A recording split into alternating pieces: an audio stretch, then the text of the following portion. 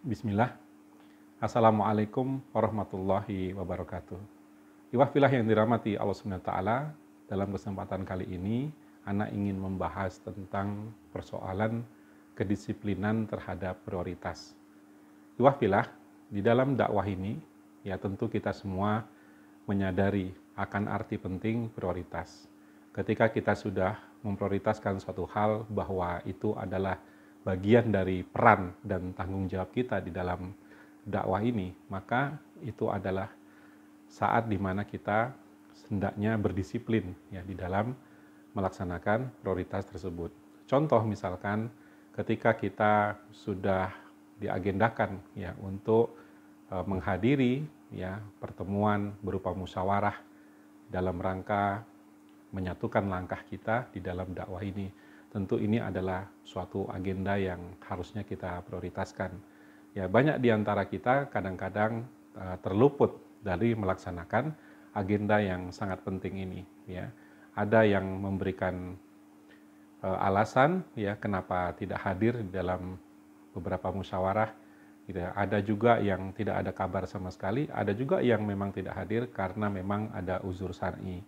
Ya, nah yang kita khawatirkan ikhwah sekalian adalah ketika kita tidak menghadiri suatu musyawarah di mana kita di situ ada tanggung jawabnya, apalagi kita sebagai pemangku amanah tertentu di dalam musyawarah tersebut, maka ini adalah sebuah hal yang sebaiknya kita segera benahi dan kita segera perbaiki.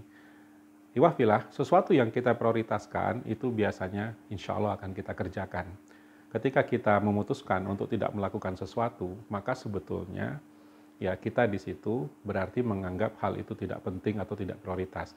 Apalagi ketika misalkan ada dua agenda yang bertabrakan, ada dua agenda yang bersamaan dalam satu waktu yang sama, maka yang kita pilih biasanya itulah yang kita prioritaskan dibanding yang tidak kita pilih. Maka memang di dalam jalan dakwah ini kita perlu sekali untuk memilah-milah mana yang harus kita dahulukan, mana yang harus kita akhirkan. Barangkali dari sekian banyak waktu yang kita miliki dalam hidup ini, gitu ya, berapa persen yang sudah kita habiskan untuk dakwah dan berapa persen yang kita habiskan untuk urusan-urusan pribadi kita dan keluarga kita. Saya yakin, Ana yakin bahwa kita pasti sebagian besar lebih banyak mengurusi urusan-urusan pribadi kita. Ya, seandainya ada di antara kita yang betul-betul, ya, katakanlah terbalik gitu ya, memprioritaskan kegiatannya misalkan 80% dakwah, 20% keluarga, itu pasti sangat luar biasa gitu ya. Nah, tapi kan sangat jarang di antara kita yang seperti itu. Kemungkinan di antara kita mungkin 90% urusan pribadi, urusan keluarga, ya ataupun urusan kerjaan-kerjaan kita, ya. Sedangkan 10% yang lainnya, ya itulah waktu yang kita berikan untuk dakwah. Nah, ternyata ketika dakwah ini hanya meminta 10%, 20% saja dari kita, itu pun tidak kita berikan gitu ya. Jadi ini menunjukkan bahwa kita memang tidak memprioritaskan hal tersebut. Ikhwah sekalian, ya, seandainya kita misalkan ya di jadwal di mana kita harus melakukan musyawarah itu, seandainya kita diminta ya untuk pergi ke sebuah kota di luar Bandung misalkan seperti itu, lalu kita ya diminta untuk mengambil uang ya 200 juta di bawah bangku di sebuah taman alun-alun misalkan di Cianjur gitu ya, misalkan di malam yang hujan seperti itu, dan kita tahu ya seperti yang memberi perintah bilang bahwa uang itu ada 200 juta dan itu untuk antum, ya silakan antum ambil.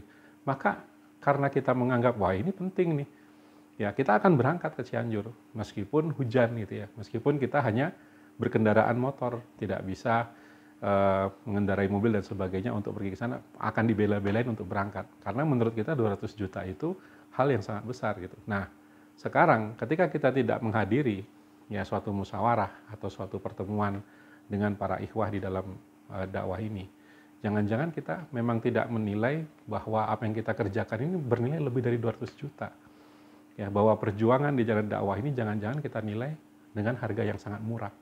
Sehingga kita merasa tidak penting gitu, tidak perlu saya hadir di situ, tidak perlu saya menyimak apa yang disampaikan oleh para ikhwah, para asatizah gitu ya, apa yang menjadi masalah-masalah di dalam organisasi kita. Jadi ikhwah sekalian gitu ya, marilah kita kembali gitu ya pada tujuan-tujuan mulia di dalam dakwah ini. Ya, bahwa kita melakukan berbagai prioritas ini dalam rangka ingin meraih ridho Allah Subhanahu wa taala. ingin meraih jannahnya, ingin kelak suatu hari nanti kita berjumpa dengan Allah Subhanahu wa taala dalam keadaan Dia ridho kepada kita semua, ya. Tentu juga kita ingin berkumpul dengan Rasulullah SAW dan seluruh kafilah dakwahnya nanti di jannahnya insya Allah, ya, di mana kita ingin menjadi bagian dari orang-orang yang senantiasa melakukan tadhiyah, pengorbanan di jalan dakwah ini, ya. Barangkali kita sedikit mengorbankan waktu bersama keluarga kita, barangkali kita sedikit mengorbankan aspek-aspek di dalam pekerjaan kita barangkali, gitu ya. Dan insya Allah sebetulnya kalau kita mengatur waktu dengan baik, tidak ada yang harus dikorbankan, gitu ya. Setiap hari kita bersama keluarga, setiap hari kita ngurusin pekerjaan, nggak ada yang dikorbankan, tinggal disiplin saja, gitu ya. Dan ana yakin para asatizah, para ikhwah sekalian sanggup melakukan, asal ada keinginan, ada niat, ya, untuk memperbaiki kedisiplinan kita. Kita tahu gitu bahwa di saat kita tidak hadir di jalan dakwah ini dalam berbagai musyawarah, ada ikhwah-ikhwah yang hadir, gitu. Ikhwah-ikhwah yang hadir ini tentu akan lebih bersemangat lagi ketika antum ada di dalamnya juga, ya, bersama-sama kita meniti jalan dakwah ini, gitu ya. Jadi ya, mereka yang hadir itu juga sudah mengorbankan, gitu ya, sudah mengorbankan prioritas mereka yang lain, gitu ya. Nah, mudah-mudahan ikhwah sekalian ini menjadi pengingat khususnya buat anak pribadi, ya. Mudah-mudahan antum juga, ya, mendengar ini termotivasi dan bersemangat. Allah SWT mengingatkan kita, wal asr innal insana lafi khusr, demi masa sesungguhnya manusia itu di dalam kerugian. Kita ini sebetulnya sudah banyak ruginya, ya. Kenapa? Karena kebanyakan kita itu, ya, terlalu banyak membuang-buang waktu kita, ya, terlalu banyak bersantai, terlalu banyak waktu-waktu yang gagal, gitu ya, untuk kita alokasikan di dalam perkara-perkara yang produktif, apalagi perkara-perkara di mana kita bisa membangun kekuatan umat ini bersama-sama. Marilah ikhwah sekalian, ya, kita gunakan waktu secara lebih bijak lagi, secara lebih baik lagi. Mari kita prioritaskan, ya. Boleh kita tidak hadir kalau memang ada uzur syar'i, mungkin kita sakit, nggak bisa jalan, nggak bisa